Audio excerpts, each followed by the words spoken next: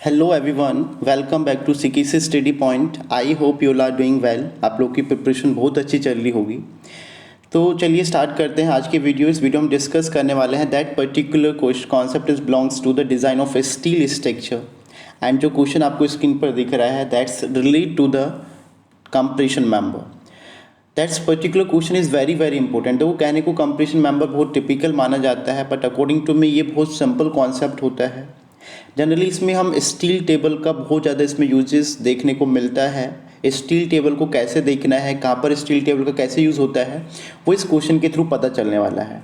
देखो, may be शायद आप लोगों ने, बहुत से लोगों ने इस वाले यूनिट को छोड़ दिया होगा, कुछ आप लोग का कल एग्जाम है। मैं तो ये रिकमेंड करूँगा, अगर छोड़ दिया है तो ज़्यादा फोकस मत करना। बट देखो, अगर क्वेश्चन ऐसा आ रहा है तो सिंपली आपको बस एक बार देख लीजिए कैसे कैसे स्टेप्स में फॉलो किए जा रहे हैं। ज़्यादा कोई कॉन्सेप्ट नहीं है इसमें, बहुत सिंपल सा क्वेश्चन है। तो चलिए स्टार्ट करते हैं the solution of this question. तो firstly read out the language of this question. Calculate design compressive strength for a column made up of ISHB 350 at the rate of 720.2 newton per metre. तो आपके लिए किसके लिए हमें design करना, ISHB 350 at the rate of 720.2 newton per mm and the height of the column is 3.5 metre height. And after that एक आपको boundary condition given है, that is column is restrained in direction position at both the ends. जो आपकी column है उसको रिस्टेन किया गया है, वहाँ पर उसको restrained against position as well as rotation. तो दैट मीन्स दोनों तरफ से बिल्कुल फिक्स है। And on the basis of these boundary condition we find out the effective length, क्योंकि यहाँ पर इफेक्टिव लेंथ का यूज़ करना पड़ेगा। तो इस इफेक्टिव लेंथ को हम कैलकुलेट करते हैं on the basis of boundary condition. तो ये बाउंड्री कंडीशन के लिए आपका पेज नंबर 45 पर ये सारी चीज़ें मेंशन होती हैं।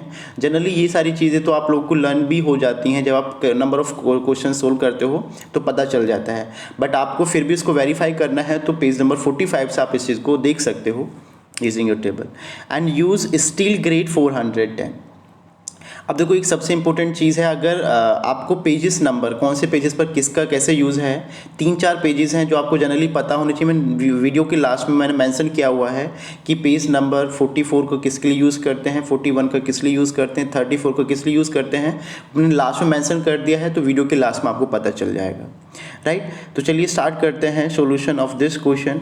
अब देखो, इस क्वेश्चन में पहले हमें किसके लिए डिज़ाइन करना है, जनरली ISHB 350 720.2। देखो 710 नहीं है, जल्दी जल्दी में क्वेश्चंस में कर रहा था यहाँ पर सोल्व। तो this is actually 720.2 newton per metre. FU is given for you, that is equals to 410 newton per mm square. FY is equals to 250 newton per mm square. देखो FY गिवन नहीं है, तो जनरली हम जितने भी questions होते हैं FY जो वैल्यू होती है, तो देखो जनरल मेंशन होता है ग्रेड आपका जो स्ट्रेंथ, बोल्ट की स्ट्रेंथ के लिए ग्रेड आपको मेंशन होता है। It may be 4.6, it may be 8.8, it may be 200, it may B 220, ये मेंशन होता है। अगर मेंशन नहीं है तो आप किसके लिए वर्क करोगे, you always work on the 250 newton per mm square. देखो ये क्लियर होना चाहिए आपके लिए कि सर हमें 250 ही क्यों ले रहे हैं। देखो ये एक स्टैंडर्ड क्राइटेरिया होता है, 250 आपको जनरली यूज़ करना होता है मोस्ट ऑफ द केस में। तो आपको अगर ग्रेड मेंशन है लाइक 4.6 तो 400 यूज़ करना है, 8.6 8.8 तो आपको 800 Newton per mm square use करना है। बट यहाँ पर हम क्या यूज़ करेंगे, FY that is 250 newton per mm square. L is given for you, that is equals to 3.5 metre, right. अब देखो स्टेप्स हैं, कुछ स्टेप्स हम फॉलो करेंगे। देखो अगर स्टेप 1 की बात करते हैं तो we find out the properties of the section. जो अभी हमने सेक्शन जिसके लिए हम बात कर रहे थे ISHB 350, उसकी properties with the help of steel table हम मेंशन कर लेते हैं। अब देखो स्टील टेबल में आपको वो देखना, वो स्टार्टिंग पेज में मेंशन होते हैं आपके एंगल सेक्शन के लिए, चैनल सेक्शन के लिए, बीम के लिए। तो यहाँ पर जनरली इस बीम को कंसिडर करके हाई बीम के लिए उसको डिज़ाइन किया हुआ है। तो आप उसके लिए प्रॉपर्टीज़, आपके डिफरेंट कॉलम्स होते हैं, किसी में एरिया मेंशन होता है, उसमें फिर हाइट मेंशन होती है, उसकी विड्थ मेंशन होती है, उसकी थिकनेस मेंशन होती है, उसकी radius of gyration about Z axis क्या होता है जो कि एक्स के इक्वल होता है, radius of gyration about Y, सारी ये चीज़ आपकी मेंशन होती हैं। तो बिल्कुल भी वरी मत होना। देखो एक छोटा सा, अगर मुझे आप मेरे पास जनरली स्टील टेबल नहीं है, अगर स्टील टेबल मिल जाती है तो आपको कैसे उसको यूज़ करना है मैं उसको बता सकता हूँ, राइट। तो A इज इक्वल्स टू, जो कि गिवन है by the table, that is equals to 9221 mm square. H is equals to 350 mm square, नहीं है mm है, गलती से मैंने मेंशन कर दिया है। B is equals to 250 mm and radius of gyration about Z axis, जो कि जनरली किसके इक्वल होता है, एक्स एक्सिस के इक्वल होता है, which value is equals to 146.5 mm। And after that R Y Y is equals to 52.2 mm, that's given by the table. मैंने अपनी तरफ से कोई कैलकुलेशन नहीं किया। देखो ये सारी चीज़ें हम कैलकुलेट भी कर सकते हैं, बट आपको स्टील टेबल इतना हम अगर कैलकुलेशन करने लगेंगे तो हम स्टील का डिज़ाइन ही नहीं कर पाएंगे। तो ये स्टील टेबल में according to the IS code recommendation ये पहले से कैलकुलेट करके मेंशन कर दी जाती हैं। तो यहाँ पर एक चीज़ आपको पता चल जानी चाहिए कि बकलिंग एक आपको अभी हम यूज़ करेंगे to calculate the buckling class. तो बकलिंग क्लास के लिए आपको ये पता होना चाहिए कि बकलिंग किसके अबाउट ऑकर होती है। Buckling is always occur about the minimum radius of gyration. यहाँ पर मिनिमम कौन सी है 52.2 mm, जो कि किसके अबाउट है, अबाउट वाई वाई एक्सिस। तो buckling occur about the Y Y axis. तो हमें पता चलेगा किसके अबाउट बकलिंग ऑकर होगी, about the Y Y axis. Why? Because the radius of gyration about the Y Y axis that is minimum, that is equals to 52.2। Okay, now the second step we calculate the effective length. देखो effective length के लिए आपको page number 45 use करना है। अगर आपको पता है that is a very good thing. वहाँ पर हम किसका यूज़ करते हैं, जनरली बेस्ड होती है बाउंड्री कंडीशन पर। तो हमारे पास आपका क्या था, this particular column is restrain against position and rotation at both the end. तो दैट मीन्स उसके लिए जो के की वैल्यू होती है, L effective is equal to क्या होता है, के एल होता है। उस कंडीशन में के की वैल्यू 0.65 होगी। 0.65 into 3.5 we got the value of L effective which is equal to 2.275 metre. Right, यहाँ से सिंपली इसको हम निकाल सकते हैं। सेकेंड स्टेप हो गया। Third step we calculate the for the slenderness ratio. देखो slenderness ratio lambda is equal to, इसे लैम्डा से रिप्रेजेंट किया जाता है। लैम्डा का फॉर्मूला होता है L effective upon R minimum. कितना होता है, L effective upon R minimum होता है। एल इफेक्टिव निकाल चुके हैं हम लोग, effective length based on the boundary condition. R minimum हम पहले से निकाल चुके हैं, are Y Y that is the R minimum, क्योंकि R Y Y is less than R Z Z. R Y Y कितना था हमारे पास 52.2, आर जेड जेड कितना था 146 point something. So that's why R Y Y is less than R Z Z. तो R minimum की value हमारे पास कितनी हो चुकी है 52.2 mm। तो इसको सिंप्लीफाई करोगे तो कोई मीटर में है, इसको मैंने mm में कन्वर्ट कर लिया है। तो we got the value of lambda is equal to 43.58। देखो हमारा मेन कंसर्न यहाँ पर क्या, एफसीडी निकालना। एफसीडी किसके बेस पर निकलेगा, पहले उसके लिए बकलिंग क्लास निकालनी पड़ेगी। और बकलिंग क्लास के लिए आपको कहीं ना कहीं एफसीडी के लिए आपको लैम्डा की भी नीड होती, लैम्डा की निकालने की भी नीड होगी, के एल अपॉन आर।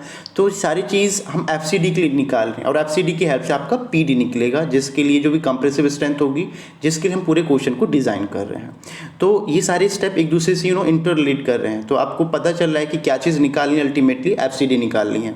ओके, तो right now the step 3 is completed. अब स्टेप 4 में हमें क्या करना है, अब हम बकलिंग क्लास निकालेंगे। देखो बकलिंग क्लास अच्छे से समझना। देखो बकलिंग क्लास के लिए पहले 2 क्राइटेरिया होते हैं जिसको हमें फुलफिल करना होता है। अगर वो फुलफिल कर पाते हैं एंड फिर आपको बकलिंग देखनी होती है, तो उसके बेसिस पर हमारे पास 4 बकलिंग क्लासेस होती हैं, ABCD। अब हमें देखना होता है कि हमारा जो क्वेश्चन है, जो सेक्शन है, वो कौन सी क्लास में लाई कर रहा है। तो पहले हम क्या निकालेंगे, H/B। तो H हमारे पास गिवन था 350, अभी हमने निकाला था according to the table, and B हमारे पास कितना था, दैट इज 250। देखो ये 350 आपका 3.5 मीटर से लेट नहीं कर रहा है, वो आपकी हाइट है अकॉर्डिंग टू द सेक्शन जो गिवन थी, वो स्टील टेबल में गिवन थी, दैट इज 350 mm अपॉन 250। तो हमारे पास कितना है, दैट इज 1.4, जो कि ग्रेटर देन 1.2। तो बिल्कुल ओके है, यहाँ पर वो 1.2 से ज़्यादा होना चाहिए। और TF जो है हमारे पास, जो थिकनेस है उस पर्टिकुलर जो सेक्शन लिया है हमने, वो 40 mm से कम होना चाहिए, जो कि हमारे पास कितना 11.6 बाई द स्टील टेबल, जो कि 40 mm से कम आ रहा है, वो भी आपका बिल्कुल ओके है। तो ये सारी चीज़, ये दोनों चीज़ ओके हैं। अब आपको देखना है ये ओके होने के बाद कि आपकी बकलिंग किसके अबाउट ऑकर हो रही है, किसके अबाउट ऑकर हो रही है, वाई बिकॉज जिसका रेडियस ऑफ गायरेशन मिनिमम होता है उसके अबाउट ऑकर होती है। तो मिनिमम रेडियस ऑफ गायरेशन किसका है, वाई वाई एक्सिस का। तो that's why the buckling occur about the Y Y axis.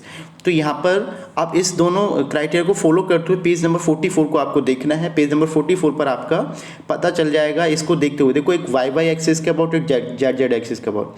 तो उसमें वाई वाई एक्सिस के अबाउट कौन सी क्लास है, बी क्लास है। तो जनरली वो बी क्लास में लाइक करेगी। ये निकल कर आ गया। अब देखो इसके on the basis of class B buckling class, अब हम एफसीडी की वैल्यू निकालेंगे। अब देखो एफसीडी निकालने के लिए हम लोग क्या करेंगे, 2 फैक्टर पर। देखो पहले आपको ये देखना है कि कौन सी क्लास में लाइक कर रही है, ABCD। बी में पता चल गया, ठीक है। अब क्लास बी के लिए हम 2 चीज़ निकालने वाले हैं। तो दो चीज़ क्या क्या निकालेंगे हम लोग, एक निकालेंगे that is K L upon R and second one is F Y. देखो एफ वाई जनरली या तो गिवन होगा कौन सा आपका ग्रेड है बोल्ड सेक्शन का, it may be 4.6, it may be 8.8, it may be 200, 220, 250। Generally अगर गिवन नहीं होता है तो हम किसके लिए करते हैं, 250 न्यूटन पर एम एम स्क्वायर के लिए हम लोग डिज़ाइन करते हैं। तो के एल अपॉन आर की वैल्यू यहाँ पर कितनी है, दैट इज इक्वल्स टू, अभी हम लोग ने निकाल ली है K L that is effective length था आर, ये आपका क्या है generally, that is lambda, that is slenderness ratio 43.58, F Y 250। अब आपको क्या करना है, पेज नंबर 41 पर जाओगे स्टील टेबल में। अब स्टील टेबल में के एल अपॉन आर किस 43, देखो जनरली वहाँ पर जो वैल्यू गिवन होती हैं 10, 20, 30, 40, 50, 60 ऐसे करके गिवन होता है। तो 43 के लिए आपको एग्जैक्ट नहीं मिलनी है, तो you should use the interpolation to calculate for the 43.58। तो 40 के लिए हमारे पास कितनी वैल्यू है फॉर एफ वाई, देखो एक एफ वाई का कॉलम होता है एफ वाई 250 के लिए, एफ वाई 250 सपोज ये है और आपको 40 के लिए देखना है, तो ये सपोज यहाँ पर जो वैल्यू आ रही है दैट इज 206 एंड 50 के लिए हमारे पास कितनी आ रही है, that value should be equals to 194। तो ये दो वैल्यू है, हमें क्या निकालनी है, एफ सी डी। तो यहाँ पर हम क्या लगा देंगे, इंटरपोलेशन लगा देंगे। अब देखो इंटरपोलेशन में भी आप लोगों को लगाना आता होगा, तो interpolation 206 first one plus 43.58 minus 40 divide by 50 minus 40 multiply by last one minus first one 194 minus 206। तो इसकी सिंप्लीफाई करोगे got this value 201.704। Finally F C D निकल चुका है। अब आपको कुछ नहीं करना है, when you simplify the F C D value, अब आपको लास्ट स्टेप कर देना है, step 6। P D value is equal to क्या होता है, A into F C D, A हम निकाल चुके हैं 9221 into F C D 201.704। When you simplify this आपके पास ये आ रहा है, तो finally you got this answer 1859.912 is the correct compressive strength of this particular section. So this is the final solution of this question. That's all from my side for this particular question.